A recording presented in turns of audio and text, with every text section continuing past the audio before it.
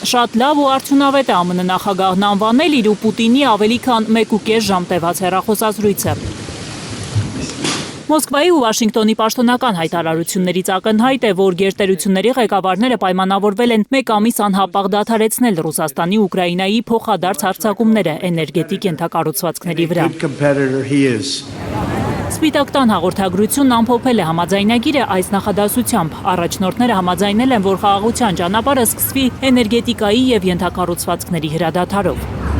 Вопрос закрыт. Ըստ Վաշինգտոնի, Թրամփը նորից առաջարկել է Պուտինին 30-օրյա զինադադար։ Ռուսաստանի ղեկավարը զինադադարի համար պայմաններ ունի։